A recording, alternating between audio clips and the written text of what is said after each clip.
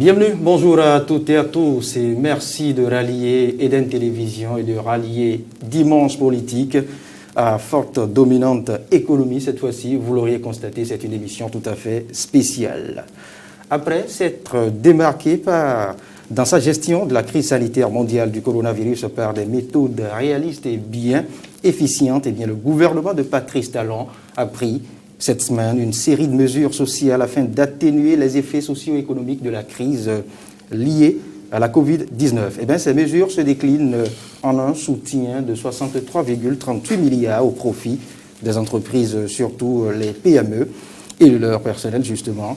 Un appui de 4,98 milliards destiné au corps de métiers de soins corporels, couture, coiffure, bars, restaurants, maquis et discothèques justement, pour ceux inscrits justement sur la plateforme e-consacrée. Et enfin, une subvention de portée générale, une subvention de portée générale qui s'applique à tous les citoyens sur les tarifs de l'électricité et d'eau pour un montant de 5,76 milliards de francs CFA. Alors, ces mesures, à en croire le ministre du Plan et du Développement, visent à alléger le plus possible les peines de nos citoyens et des entreprises les plus frappées par la crise liée à la Covid-19. Dans ce numéro spécial du Dimanche Politique, fidèles amis, nous tenterons d'appréhender les opportunités et impacts des mesures sociales prises par le gouvernement de Patrice Athanase Guillaume Talon cette semaine. Et pour nous aider à faire cet exercice, Monsieur Bernard Nadior, il est le directeur de la commission des PME au sein du Conseil national du patronat. Il est le directeur général de UNIDIS. Il a accepté, bien évidemment, nous accompagner dans ce décryptage. Bonjour, M. Nadior. Merci, M. Loris Davor, de nous avoir conviés à cet échange. Merci de la disponibilité. Face à vous, M. Bernard Nadior, le vice-président de la Confédération nationale des employeurs du Bénin, CONEB, M. Mamata Hiro, il est le promoteur de Site Bénin. Bonjour, M. Mamata Hiro. Oui, bonjour, monsieur le journaliste. Merci de votre accueil dans vos locaux ici. Alors, ensemble, nous tenterons une immersion dans le quotidien des entreprises béninoises au temps fort de la Covid-19. Et qui mieux que les fêtières pour nous aider à entrer dans l'économie de leur quotidien, de leur réalité au temps fort du coronavirus. M. Bernard Nadior, quelles ont été les conséquences économiques et sociales de la pandémie du coronavirus sur les différentes entreprises béninoises? Merci, M. Loris Davor. Tout à l'heure, je pense que la première peau d'entrée de jeu, moi, je vais d'abord adresser mes félicitations à Eden TV. Merci. Saluer son personnel et également son promoteur. Mais tout à l'heure, en introduction, vous avez parlé des entreprises. Parce que quel est l'impact que les entreprises ont à subir face au Covid-19 ? Je pense que nous devons quand même commencer par la définition de ce qu'on appelle entreprise. Ah oui. Parce que c'est quand même important. Très important. Parce que, au même niveau d'information. Exactement. Parce qu'une entreprise, c'est quand même un ensemble de moyens, de personnel et de capital, réunis, organisés de manière à produire des biens que montrera au service de la population. Donc, à ce niveau, ces biens seront au service, seront vendus pour permettre à l'entreprise de survivre parce qu'il y a consacré ce qu'on appelle des inputs, des investissements. Et cela explique qu'en résultat, nous devons avoir un résultat qui doit être le bénéfice sur lequel les entreprises doivent faire face aux charges qui le sont, notamment payer le personnel, payer les autres frais, un certain nombre de choses. Mais l'entreprise doit aussi être définie par sa fonction. Parce que par sa fonction, une entreprise est créatrice de richesse. D'abord, c'est la première chose. Et cette richesse est redistribuée. Notamment, il y a son personnel, c'est les salariés, et aussi des actionnaires qui attendent à des dividendes. Ce qui veut dire nécessairement qu'il faut que l'entreprise puisse gagner de l'argent. Mais aujourd'hui, nous nous rendons compte que face au Covid, il y a une situation, difficulté auxquelles doivent faire face les entreprises. ce n'est quand même pas assez surprenant. Vous devez quand même comprendre que le mal est si profond que l'État, habituellement, n'intervient pas auprès des entreprises. L'État, le rôle de l'État, en fait, est de réguler, mais le plus souvent, l'État ne fait qu'à travers sa direction des impôts, le bras qui lui permet de collecter les impôts, les taxes. C'est tout ce que l'État prélève au niveau des entreprises.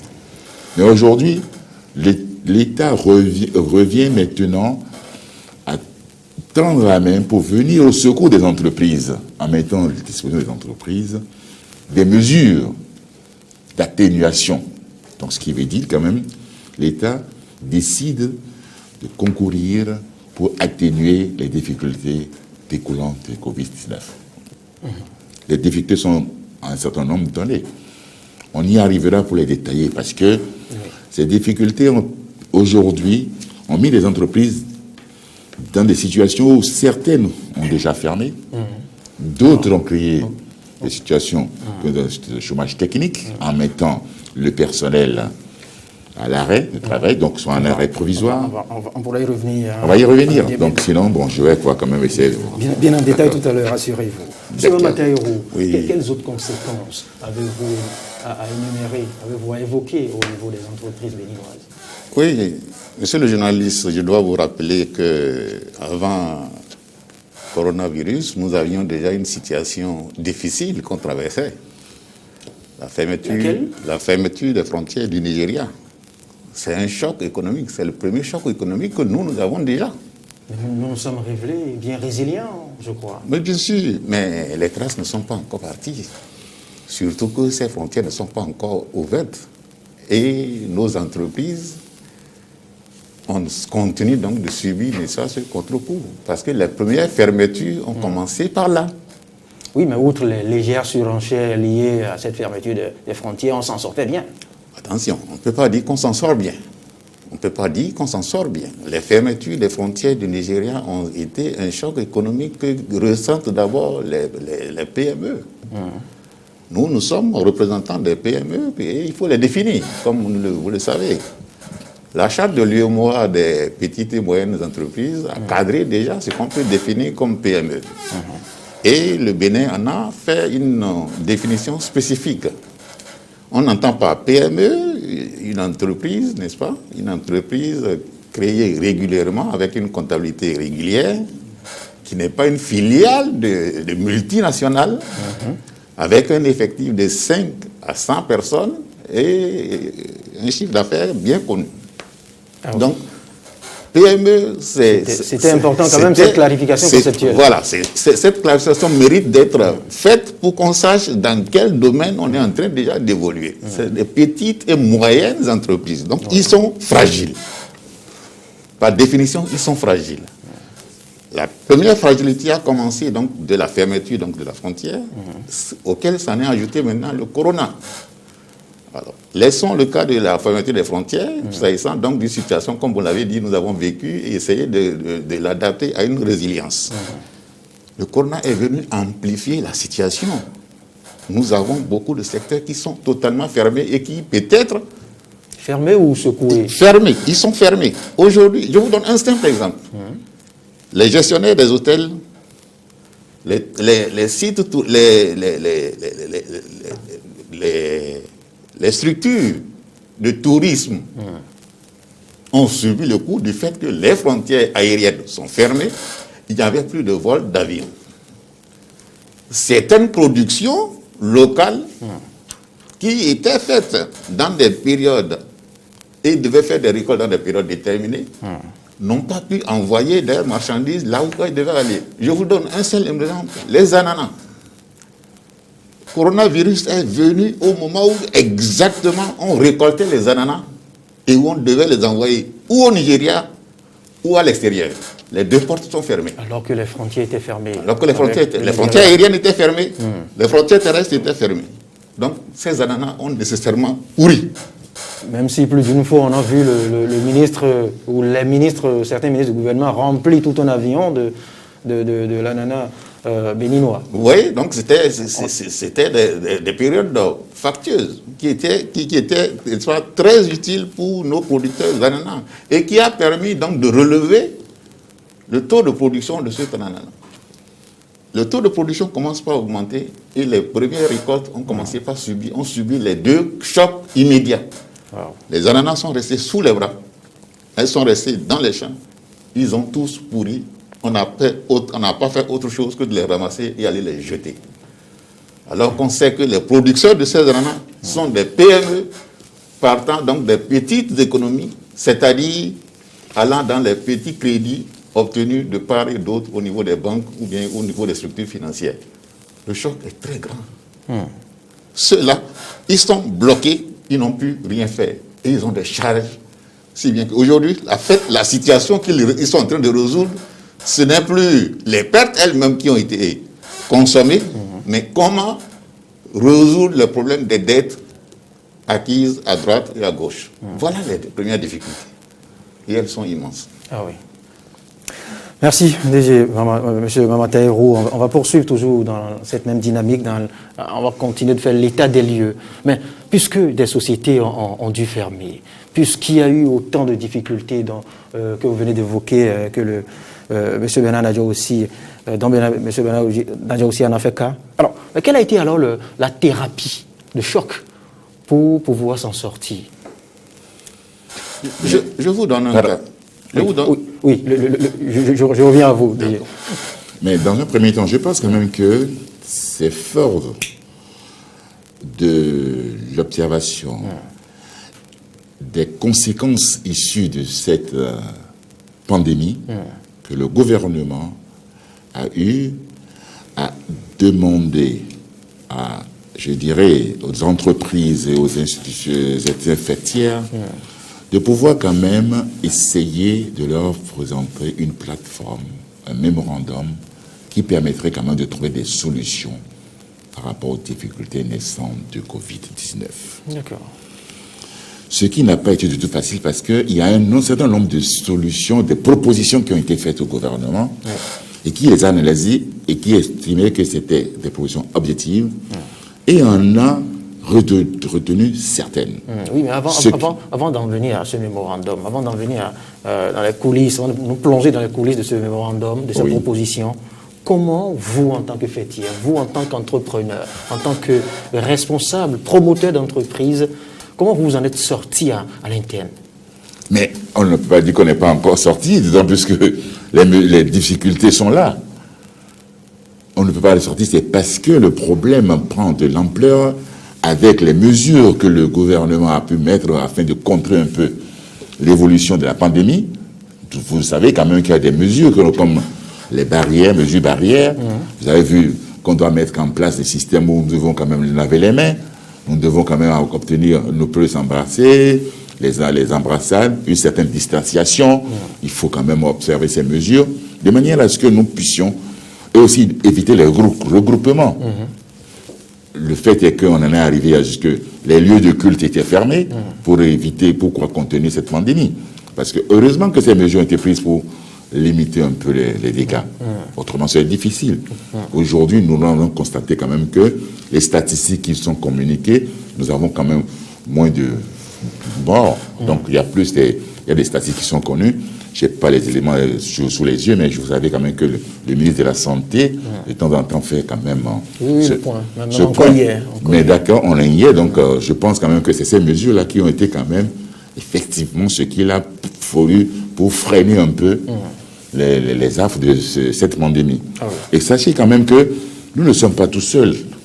D'autant plus que c'est pour la première fois que l'on constate qu'il y a un phénomène, il y a un événement qui a mobilisé toute la planète. Parce que le coronavirus, quand il est arrivé, tout le monde était focalisé pour cette pandémie afin de trouver les solutions qu'il faut pour pouvoir quand même endiguer Mais il n'est pas dit quand même qu'aujourd'hui, la preuve, vous constatez que nous sommes en train de réaliser l'émission avec des masques. Avec des masques. Donc ce qui veut dire que nous devons quand même continuer à observer ces mesures de manière à ce que nous soyons à même de pouvoir faire face après à des solutions qui sont proposées, qui nous permettront quand même de donner encore une vie, permettre aux entreprises de rebondir. En cela, il n'est pas exclu, comme je l'ai expliqué tout à l'heure, mon collègue expliquait. Il y a en l'interne, nous avons essayé de prendre des mesures parce que face à cette situation, Les entreprises ne sont pas restées les bras croisés. Ah oui. C'est ça qui a été à l'origine de pouvoir quand même constituer à travers la plateforme le regroupement des fêtières pour qu'un mémorandum soit apprêté et envoyé pour faire le plaidoyer au niveau du gouvernement qui a apprécié et qui, à juste mesure, est intervenu aujourd'hui pour dire, voilà, surtout à part du Conseil des ministres, il y avait deux éléments qu'il fallait retenir. Il y avait un Conseil des ministres de 25 mai pour lever un peu les mesures qui étaient en place, parce qu'on a autorisé maintenant la circulation des bus. Les bus, oui. Parce que les transports en commun oui. et aussi l'ouverture. Un peu plus tôt, on a dû lever déjà le cordon sanitaire. Le cordon sanitaire. Donc, ce qui veut dire que progressivement, compte tenu des conséquences néfastes que Covid a sur l'économie, il fallait lever certaines mesures pour permettre quand même aux acteurs économiques de pouvoir quand même exercer, tant soit peu, essayer de pouvoir comment survivre, faire face à cela. Donc, les bars, par exemple, les restaurants, toutes les mesures n'ont pas été levées, mais des mesures sélectives ont été faites permettant quand même aux acteurs économiques de recommencer quand même par vivre. Relancer quelque peu les activités. Très bien. Très et ça, ce n'est pas fini parce que c'est tous les secteurs qui étaient concernés. Ne pensez pas seulement que c'est sur les entreprises seules. Même ce qui a été cité par rapport aux mesures que le gouvernement a annoncées, c'est en face des entreprises, des PME, on dit. Mais il y a aussi certains, comme les agriculteurs, moi je l'ai évoqué tout à l'heure. Justement, on va relever le cas. On va relever le cas. Ceux-là aussi aujourd'hui. On sera sur les mesures du gouvernement. On n'a pas pu collecter, par exemple, les ananas, mais ce n'est pas que les ananas. Il y a le soja, il y a aussi d'autres produits, les noix d'anacarde, tout ça là, qui étaient en phase de production, de récolte. Tout ça là, ça a été affecté. Comme quoi, il y a bien d'autres secteurs impactés par le... dont effectivement, je pense quand même qu'on va encore attirer l'attention du gouvernement et que des mesures seront prises parce qu'il faut quand même que c'est l'ensemble du secteur économique, ceux qui créent la richesse, qui est affecté. Un détail déjà très important, c'est qu'il faille retenir que ces mesures ne sont pas nées ex nihilo. Ces mesures viennent en réponse quelque peu au mémorandum, au travail de fond qui a été fait par les fêtières que vous constituez. Bon, c'est là où il faut reconnaître quelque part les démarches quand même du gouvernement, le gouvernement qui a sollicité donc les patronats, les syndicats, n'est-ce pas, à une réflexion profonde pour des propositions de solutions. Ceci a permis donc des séances de concertation entre le CNP, la CONEB, les structures syndicales pour prendre donc, n'est-ce pas, le mémorandum dont M. Nadior a parlé. Mais, je crois que pour en revenir à votre question, vous nous demandez comment nous avons géré, n'est-ce pas, les entreprises dans le contexte du coronavirus. Oui. C'est très important. Oui, c'est ce qu'évoquait tout à l'heure M. Bernard. Et là, il faut dire, il faut ajouter que les entreprises ont souffert du fait qu'il n'y avait plus d'activité. Regardez, je vous avais parlé du cas, par exemple, des producteurs d'ananas. Allons sur le commerce d'import-export. Les commerçants ont subi déjà de grands retards dans la livraison de leurs marchandises qu'ils ont commandées. Ah oui. Vous avez des contrats qui étaient signés depuis février et pour lesquels les marchandises devaient venir à Cotonou. Je parle là du secteur portuaire. Bien sûr. Contrat signé en février où les marchandises devaient venir à Cotonou fin mars, fin avril ou plus tard. C'est en juin que les marchandises ont commencé par arriver. Bien plus tard. Bien plus tard. Entre-temps, l'entreprise fonctionne. Sinon, j'allais dire plutôt, l'entreprise tourne. Mais elle tourne comment? Que ce soit les clients eux-mêmes qui ont lancé les importations et qui attendent pour vendre et avoir leurs ressources. L'entreprise serait en ce moment en train de broyer du noir. Ils sont nécessairement en perturbation. Ils sont en perturbation économique. Parce qu'il faut... Quand on lance une commande, on a un temps d'arrivée, un temps de vente et des ressources. La marchandise elle-même, qui est la base même de la ressource, n'est pas arrivée. Qu'est-ce qu'on fait? On puise sur les petites économies qui existaient. Les petits fonds de roulement qui étaient là, on les prend et on les met, n'est-ce pas, en attendant donc la marchandise. La marchandise accuse 3 mois de retard. Le temps qu'elle arrive, elle vient. En dehors de son retard, peut-être que la clientèle même a désisté. La marchandise revient sous les bras de l'importateur et on attend. Si les importateurs qui font l'import-export ne sont pas encore satisfaits, n'ont pas reçu leurs marchandises, mais les prestataires de services liés à ces importations, que sont par exemple les structures de transit, de transport, mais eux, ils font quoi? Il n'y a pas de marchandises, il n'y a pas de transit, il n'y a pas de vente, il n'y a pas de revenus. Donc, toutes nos économies, les petites économies qu'on avait comme fonds de roulement, sont parties. Ah oui. Et nous sommes maintenant bras croisés. Ce que je disais, le regard statistique de la chose montre que nous venons de finir de résoudre une phase de la crise sanitaire. C'est maintenant qu'on est en train d'étudier la crise économique elle-même. Parce qu'il faut désormais faire les comptes. Je viens de vous dire qu'il n'y a pas de résultat, il n'y a pas d'exploitation, il n'y a pas de résultat. Il faut faire les comptes maintenant. C'est là où certaines entreprises, je vous avais parlé de ceux qui avaient déjà fermé, d'autres sont en train de préparer leur but maintenant pour savoir où est-ce qu'on va en arriver pour les charges. Si elles pourront tenir. Si elles pourront tenir, si elles peuvent continuer, et jusqu'à quand est-ce que les charges peuvent amortir, n'est-ce pas, les revenus qui vont venir et de ce qui reste et de ce que le gouvernement donne? Je crois que ce sera la deuxième phase de nos interventions. Doivent-elles se séparer d'une partie de leur personnel? Mais bien sûr, c'est ce que j'avais voulu dire. Et ça va arriver. Ça va arriver parce que ce n'est pas seulement au Bénin, mais on l'a appelé pandémie, c'est-à-dire une épidémie mondiale. Oui. Une crise mondiale qui frappe tout le monde.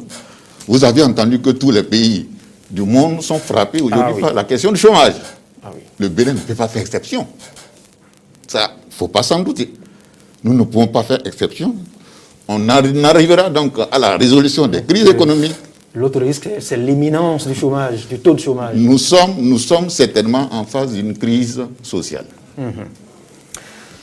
Monsieur Mamataïrou, Monsieur Bernard Nadio, avant de poursuivre cet échange, ce numéro spécial de Dimanche Politique, eh bien, nous allons remonter au Conseil des ministres de ce mercredi, parce que vous l'avez dit tout à l'heure, il y a eu un travail de fond qui a été fait avec les fêtiers. Vous avez pondu un mémorandum que vous avez soumis à l'exécutif, qui n'est pas resté insensible vis-à-vis de vos doléances. Mais quelle a été maintenant la réponse du gouvernement à ce mémorandum, à cette série de doléances?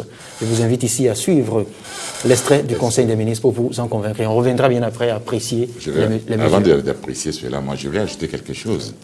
Rapidement. Parce que rapidement, je dirais quand même que quand on observe, on regarde notre économie, nous avons beaucoup plus une économie de survie. En quoi cela s'explique?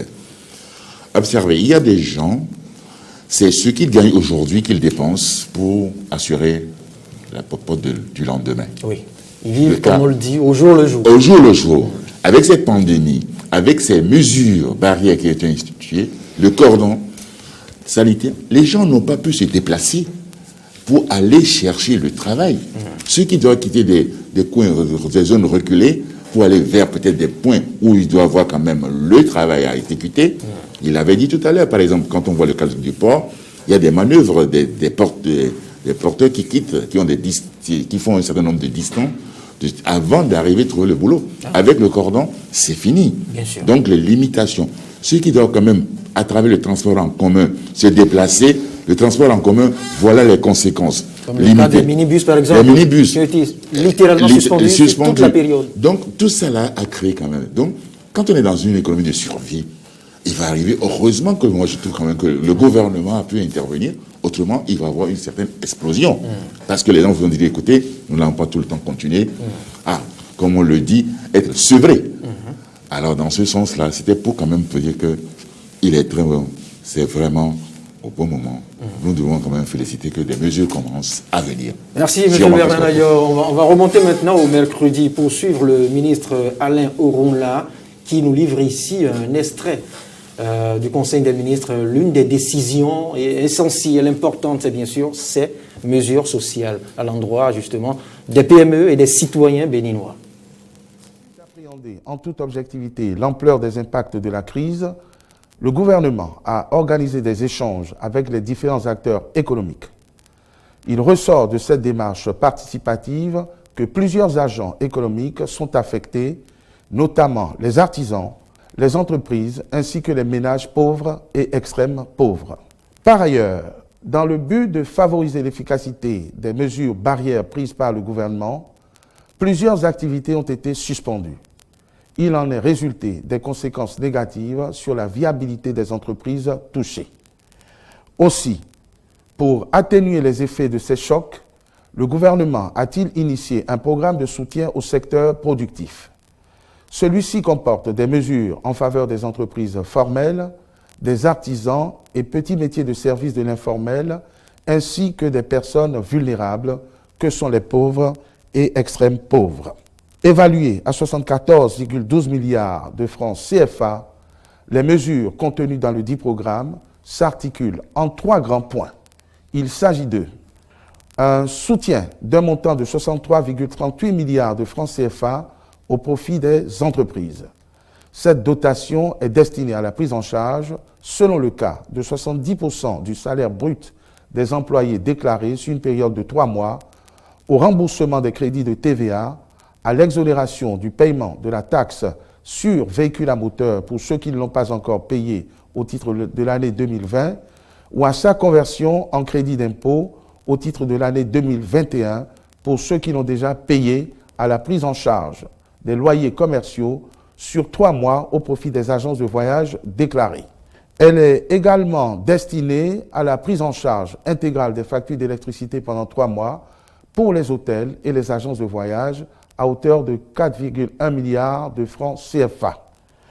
Ce point intègre également un fonds de bonification de 30 milliards de francs CFA au support d'une ligne de financement de 100 milliards de francs CFA à taux zéro au profit des acteurs économiques ciblés via les établissements bancaires et les systèmes financiers décentralisés SFD. Les crédits qui seront accordés via les établissements bancaires à 0% de taux d'intérêt seront remboursables sur une période de 3 ans maximum. Quant aux crédits accordés par les SFD, ils seront remboursables sur une période d'1 an maximum. Un appui de 4,98 milliards de francs CFA destiné aux artisans et ceux exerçant de petits métiers. Il prend en compte 55 000 personnes de ces catégories, activités telles que coiffure, couture, soudure, menuiserie, petites vendeuses, etc., qui se sont inscrites sur la plateforme digitale ouverte à cet effet, ainsi que dans les mairies et centres de promotion sociale. Une subvention de portée générale qui s'applique à tous les citoyens sur les tarifs de l'électricité et d'eau pour un montant de 5,76 milliards de francs CFA. À tout ceci s'ajoutera une subvention particulière au profit des pauvres et extrêmes pauvres dès la fin de l'opération de leur identification qui est en cours. En approuvant ces mesures, le Conseil a instruit les ministres concernés à l'effet de veiller à leur mise en œuvre immédiate. Eh oui, voilà pour ces mesures exceptionnelles à l'endroit des PME et des citoyens béninois. De quoi faire rassurer davantage ces promoteurs, ces fêtiers que j'ai de part et d'autre sur ce plateau. D'abord, avant de poursuivre, M. Bernard Adjo, quelle lecture faites-vous de ces mesures, de cette série de mesures, de cette kyrielle de mesures du gouvernement? D'entre les jeux, d'abord, je vais quand même féliciter le gouvernement pour l'effort qui a été accompli. Mais je ne veux pas dire que ce n'est pas quelque chose. Un tien vaut mieux que 2, tu l'auras. L'État, le gouvernement a amorcé une phase de résolution partielle.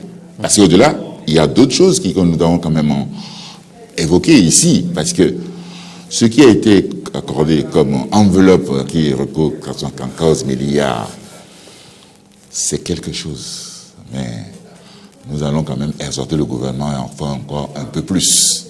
Parce que tous les secteurs n'ont pas été vraiment atteints, ils n'iront pas à tous les secteurs. Parce que je prends par exemple le cas des agriculteurs, tout à l'heure je l'avais évoqué, mais ils ont connu quand même des difficultés. Ils ont des produits qui ont pourri dans les champs parce que, avec le fait même que la main-d'œuvre, ceux qui doivent construire la main-d'œuvre, ces ouvriers-là ne sont pas à même de se déplacer pour aller récolter, faire la moisson avec eux, les produits vont pourrir. Le fait même que les véhicules, le transport en commun, c'est vrai qu'il y a les transports, les camions qui sont autorisés, mais avant qu'on en arrive là, il faut bien quand même que nous savons comment nous travaillons, parce que tout est plus manuel. Ça a gêné énormément ces producteurs-là. Donc ça a été quand même quelque chose de difficile à apprécier.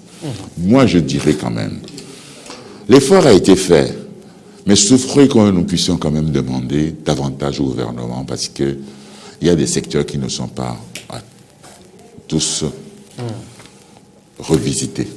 Je pense que c'est l'occasion de pouvoir dire, nous ne sommes pas que contents, nous n'allons pas forcément dire la production, mais nous allons quand même... Vous l'avez dit, c'est déjà un effort qui a été fait. On s'en tient à cela. Monsieur Mamataïrou, le gouvernement a tout de même débloqué près de 100 milliards, 74,12 milliards pour permettre, pour soulager les promoteurs, les PME et les citoyens béninois, différents secteurs d'activité. Bon, merci monsieur le journaliste. Ce que nous disons aujourd'hui au niveau de la CONEP, c'est qu'il faut remercier quand même le gouvernement. Il faut le remercier pour avoir entendu les cris de cœur des Béninois. Parce que, rassurez-vous qu'on avait plus peur. Parce que nous disions qu'il y avait un silence. Donc on a compris que le gouvernement était dans sa stratégie et il a commencé par parler. Nous l'avons écouté, on le remercie déjà pour le premier geste qui est fait. Et comme vous le savez, la plaie est très profonde. La plaie est très profonde. Voyez-vous, je ne vais pas citer les secteurs qui sont déjà bénéficiaires pratiquement de ce qui est dit. Vous avez vu, la grande couche sociale n'est pas encore entamée. Je vais parler, comme l'a dit le gouvernement lui aussi, les pauvres, les plus pauvres. Oui. Puisque même nos employés, nous-mêmes, c'est surtout vers eux que vont, n'est-ce pas, nos premières dépenses. Les secteurs agricoles, nous sommes un pays agricole, comme on le dit. Donc, le grand pan de la population se trouve là. Et toutes les populations agricoles sont aujourd'hui atteintes en leur profondeur. Les agriculteurs qu'on avait cités, qui étaient Ibidia, ceux qui font les ananas, les anacardes, les soja, ainsi de suite, et d'autres qu'on n'a pas encore cités, sont là encore en attente. Oui. Nous espérons que le gouvernement fera le gros effort, d'abord à leur niveau, résoudre d'abord leurs problèmes, et revenir maintenant sur ce qui nous a été octroyé. Oui, la sortie du ministre d'État l'a précisé, qu'il y a également une subvention dans ce cadre. Le montant n'est pas encore évalué, mais c'est prévu. Bon, c'est pas en croire le ministre d'État. Oui, c'est pourquoi il faut le préciser et le répéter. Parce que... Oui, le ministre Abdoulaye Diané l'a bien précisé, le ministre du Plan de Développement l'a précisé. Il y aura bien évidemment une subvention particulière au profit des pauvres et extrêmes pauvres dès la fin de l'opération de leur identification. L'opération qui est encore en cours, vous le savez. C'est ce que nous saluons justement. Je le répète qu'il faut qu'il en soit ainsi. Que ces messieurs soient réellement identifiés.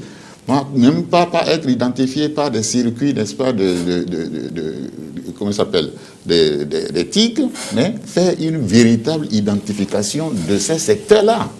Je crois que pour ce que nous proposions déjà à ce niveau, que les identifications, que ce soit même la première tâche des maires, les 77 maires qui viennent d'être installés, cette situation donc d'identification des pauvres et des plus pauvres des secteurs agricoles peut être déjà les premières missions qu'on peut confier aux maires pour un recensement correct et complet.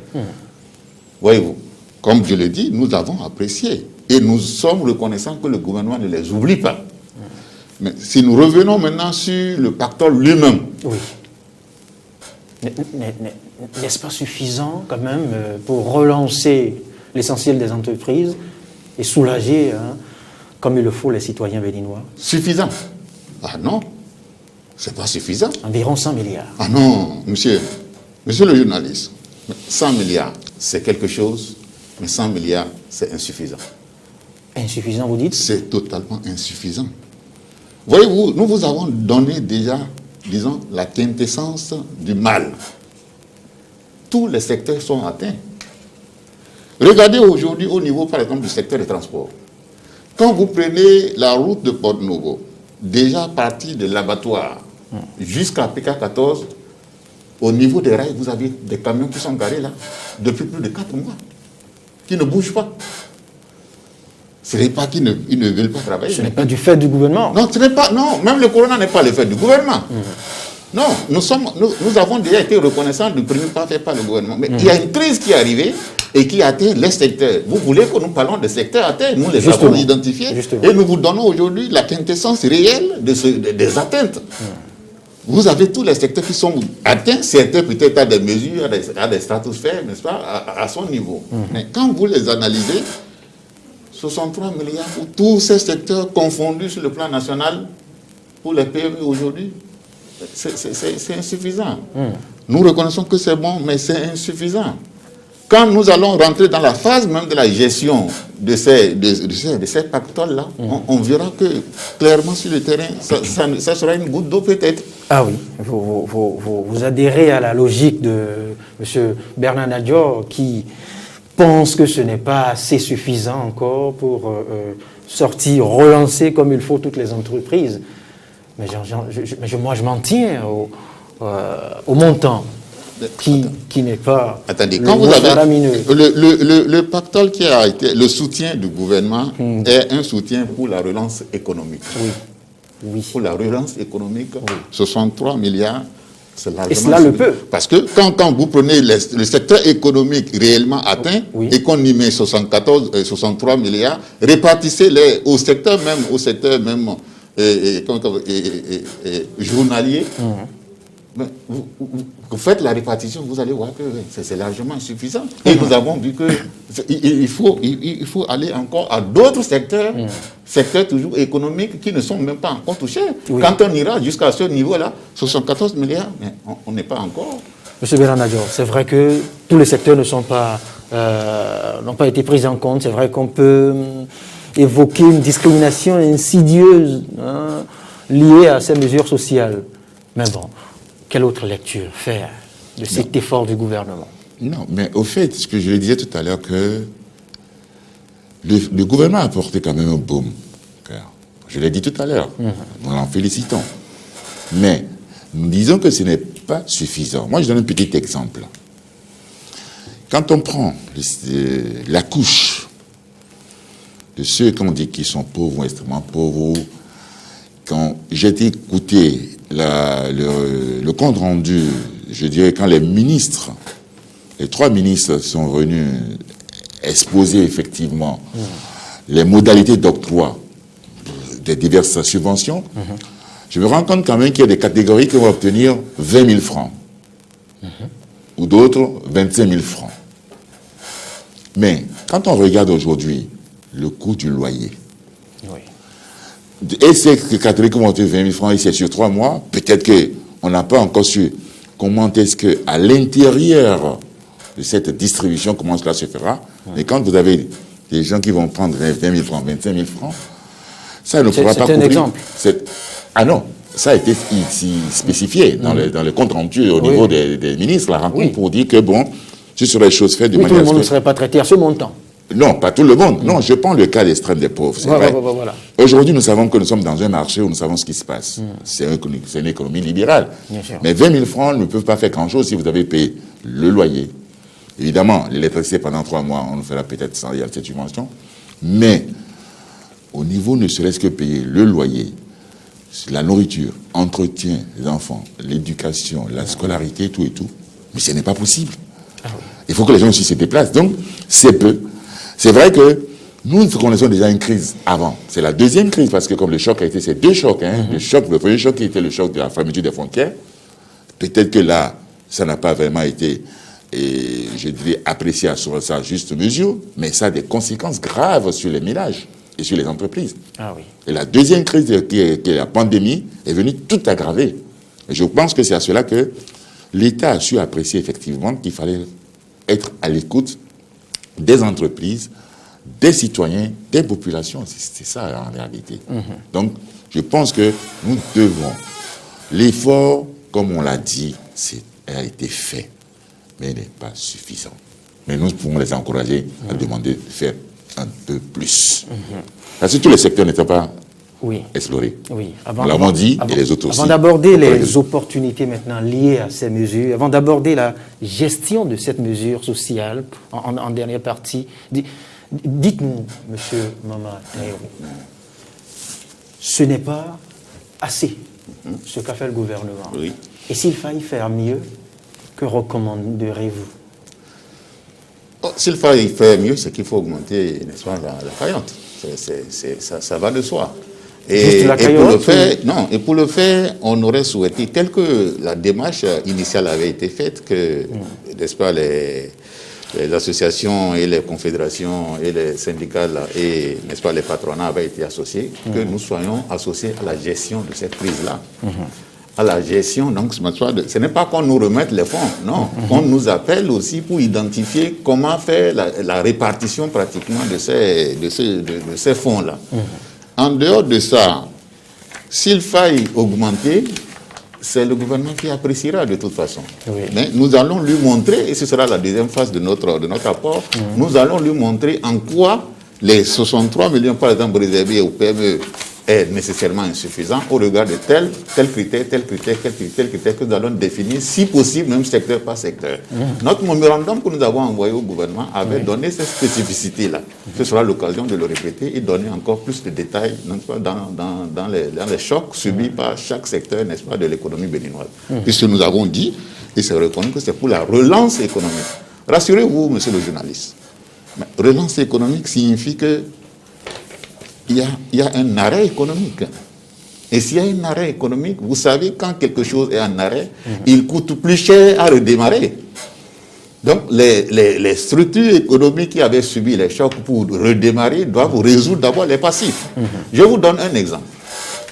Vous avez des secteurs, par exemple, de billetterie qui accordent des billets. Nous avons un membre du PME, par exemple, à qui les gens sont venus demander réservez-nous pour Hong Kong 18 places, n'est-ce pas, à un tour opérateur. Ils ont avancé les fonds, des millions. L'opérateur, lui, il a envoyé, il a fait les réservations d'hôtels, les réservations des tours opérateurs, des sites touristiques, les fonds sont partis. À la date de prendre l'avion, Corona est arrivé et tous les vols sont bloqués. Qu'est-ce qu'on fait? Celui qui a remis l'argent à l'agence est venu demander, il dit, je n'ai pas gardé vos sous. Je les ai envoyés déjà pour faire les réservations. Or, les réservations d'hôtels, vous le savez bien, réservations d'hôtels, de tour opérateurs déjà encaissés leurs fonds, ils ne retournent plus. Voilà les crises. Voilà des situations qu'il faut gérer aujourd'hui. Pour vous donner des une pertes, idée de ce que ça va être. Des manques à gagner. Ah oui, mais il y a tout de même des opportunités liées à ces mesures, M. Bernard Diop. Pour finir, dans la dernière partie de notre échange, de notre émission spéciale Dimanche Politique, il y a tout de même des opportunités relatives à ces mesures sociales. Quelles sont-elles selon vous? Non, mais au fait, il est vrai que cette bouffée d'oxygène-là, quand même, va permettre quand même aux entreprises de redémarrer. Certaines de redémarrer pour quand même ajuster. Celles plus frappées. Oui. Mais je pense que les plus frappés, c'est selon les tailles d'entreprise. Parce que quand on parle d'entreprise, il y a ce qu'on appelle les micro-entreprises, les petites, les moyennes et les grosses entreprises. Donc, à divers niveaux, ce seraient ces points-là qu'on va en principe évoquer. Et comme on dit, le traitement serait à la hauteur du mal. Oui. C'est ça. Donc à ce niveau, c'est vrai qu'avec l'effort que le gouvernement a fait, il y aura quand même des opportunités. Par exemple, je dirais, au niveau des mesures qu'on peut voir au niveau de la fiscalité, de différer les paiements des impôts et de quelque peu asseoir un peu les contrôles fiscaux. On avait dit quand même ça parmi notre mémorandum. Il y a eu un certain nombre de mesures, de demandes, de points qui ont été abordés, mais que le gouvernement n'a pas pris tout ça en compte pour l'instant. Mais je pense quand même que le gouvernement reviendra progressivement quand il considérera que les mesures mises en place, parce qu'ils ont bien dit que c'était à effet immédiat. Donc, au fur et à mesure que ces mesures seront en train d'être appliquées sur le terrain, ils constateront quand même qu'il y a des choses à corriger, des choses à compléter, des choses que nécessitent qu'on fasse encore un retour en Conseil des ministres où nous voulons reconstater les organes fêtières, et peut-être ensemble qu'on puisse quand même trouver encore des propositions qui permettent d'améliorer les conditions. Ça, c'est évident. Parce qu'on ne peut pas dire que les opportunités n'existent pas, parce qu'une entreprise est créée pour vivre et continuer. Personne, je ne pense pas quand même que les chefs d'entreprise de gaieté de cœur ont le plaisir de dire je ferme l'entreprise parce que non. Les mesures ont été apportées. C'est vrai que, comme on le dit, les gens sont dans un cas. Ce n'est pas que forcément qu'ils soient dans un cas d'entreprise moribonde, mais des entreprises qui, aujourd'hui, perdent un peu le souffle, mais qui vont pouvoir quand même être relancées par ces mesures-là.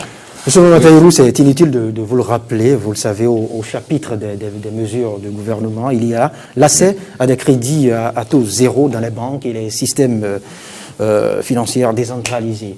Ça, vous le savez. Mais quelle sera la partition, selon vous, des banques et autres structures financières dans le financement, dans leur financement, il y a une partie, pour la relance, j'allais dire, d'une partie de ces sociétés, de ces structures ou entreprises impactées par la Covid-19.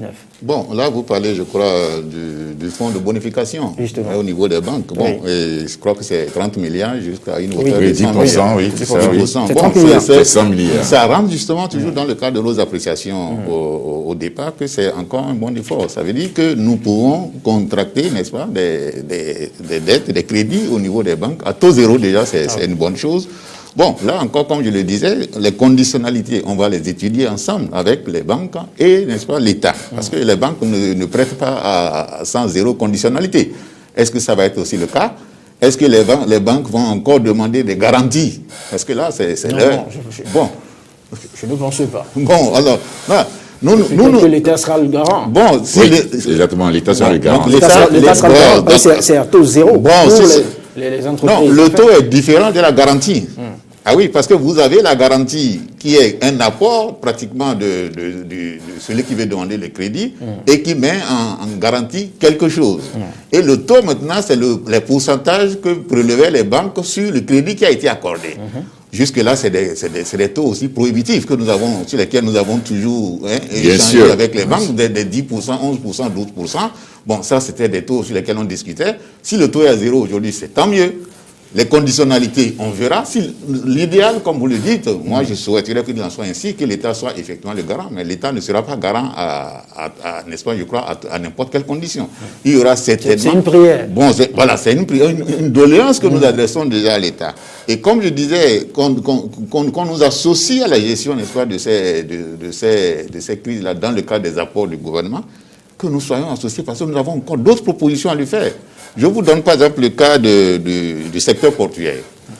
Je vous ai donné les temps de retard mis par les marchandises pour arriver au port de Cotonou. Et le temps d'arrivée, les gens n'ont plus de ressources. Ça fait que beaucoup de marchandises sont restées dans le port aujourd'hui et en souffrance. Ils ne peuvent pas être enlevés dans les délais. Quand ça arrive dans les secteurs portuaires, nous avons ce que nous appelons des pénalités, des suressaries, des gardiennages, qui sont des montants excessifs à des niveaux donnés. Là aussi, l'État, dans son rôle de régalien, peut aussi intervenir, puisque dans d'autres pays, ça a été fait.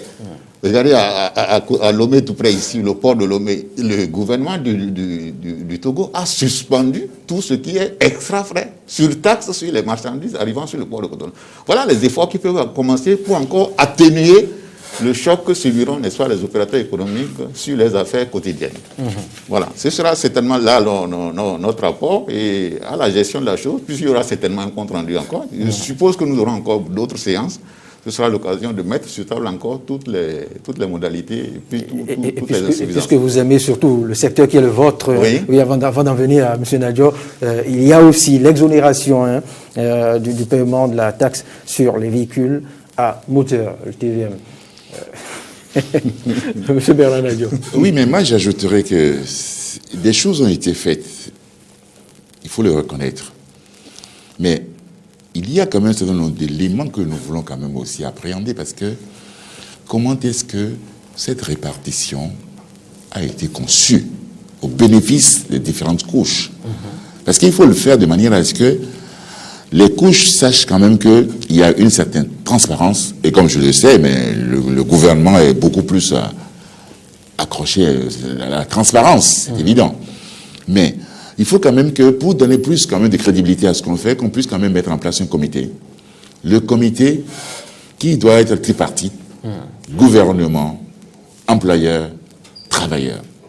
De manière à ce que tout ce qui se passe, et que parce que chacun à son niveau a des préoccupations qu'il peut évoquer, que l'on veut prendre en compte. Parce que le travailleur a des préoccupations que forcément l'employeur met ça au deuxième plan. Alors qu'en l'évoquant dans cette commission, le gouvernement a ses préoccupations parce que le gouvernement aussi doit faire face à certaines contraintes.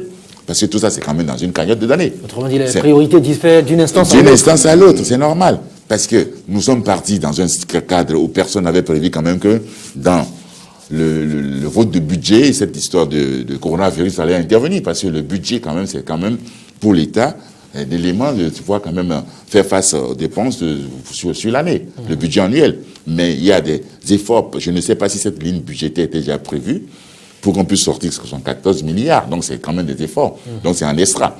Ce que nous allons demander, la pandémie, la crise n'est pas terminée. Nous devons aussi veiller au grain pour être beaucoup plus, pour éviter que la catastrophe n'intervienne. Parce qu'en écoutant aussi certains pays, il y en a qui ont levé peut-être le cordon et qui se sont aperçus que, attention, ce que nous enregistrons comme des dégâts, ou bien des pertes en vie humaine, ou bien des contaminés, il fallait quand même en même temps remettre encore les barrières. Justement. Donc il est important que, à ce niveau, nous soyons toujours assez vigilants. Les mesures barrières, moi j'apprécie comment est-ce que le gouvernement a mis en place en permettant aux forces de sécurité de pouvoir être présentes dans les localités, pour pouvoir quand même obliger tout le monde à porter le masque. Ah oui.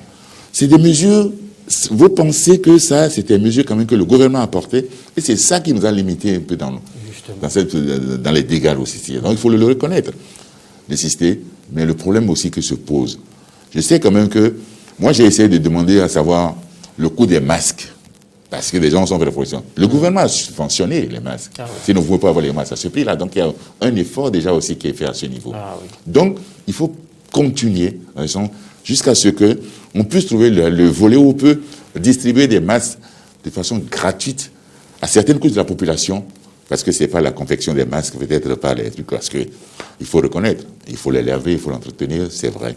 Mais il faut qu'on développe, qu'on sensibilise les gens sur l'hygiène. Ah oui.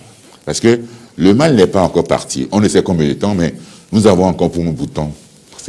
Et moi, je serais aussi d'avis que nous puissions quand même trouver aussi une formule. Le gouvernement, je crois, il y pensera.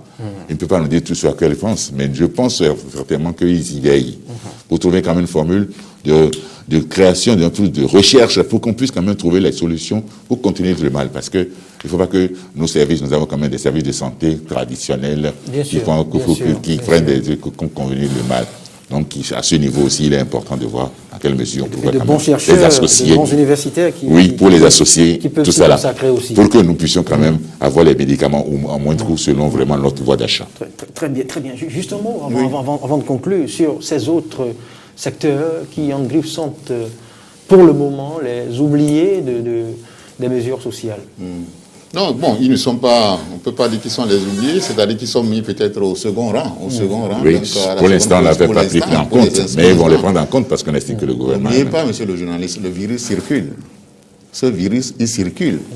Quand vous entendez les dernières nouvelles aujourd'hui de ce virus, même sur l'Afrique, c'est autre chose.